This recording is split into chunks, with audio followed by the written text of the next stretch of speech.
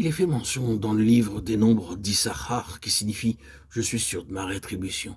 En d'autres termes, faisons toutes choses comme pour Dieu lorsque vous faites une gentillesse à quelqu'un dans le besoin. Vous ne le faites pas pour être rétribué par lui. Quand vous donnez de l'argent pour une bonne cause, donnez-vous plus lorsque votre nom et le montant sont mentionnés sur une liste. Ce ne serait pas donné pour Dieu. Ce n'est pas ce que signifie Sachar. Et Sachar signifie « je suis certain de ma récompense, je n'attends pas après les hommes pour mon salaire ».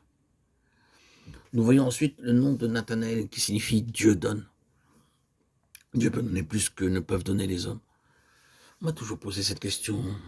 Combien voulez-vous pour votre travail? Je leur disais rien. Je veux m'attendre à Dieu seul et je ne veux pas compter sur vous. Ce que Dieu donne me suffit. Il connaît mes besoins beaucoup mieux que vous. Aussi, pourquoi irais-je vers les hommes? Il disait après tout, c'est le travail de Dieu et nous devons exprimer notre fraternité.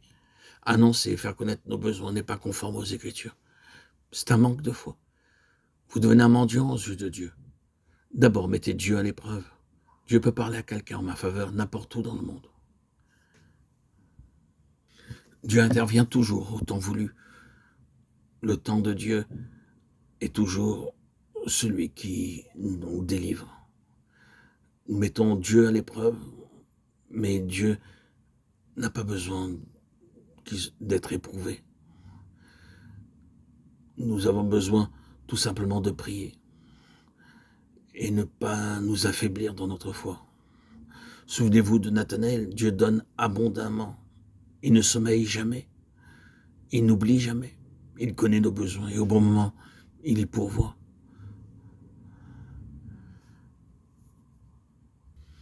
Il est prudent d'obéir à Dieu implicitement.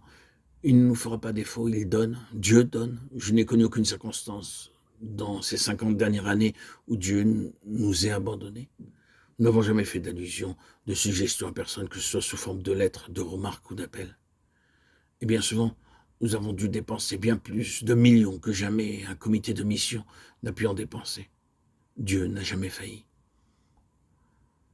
Ensuite, le nom qui vient dans le livre des Nombres est Tsuar, qui signifie petit. En d'autres termes, ce que Dieu donne est plus important que ce que l'homme peut donner. Ce que Dieu donne, il le multiplie. Lorsque j'ai vécu en Angleterre, j'ai appris à dire « Madame, j'ai trouvé ce thé très bon. » Le thé et les gâteaux étaient très très bons. Délicieusement bons.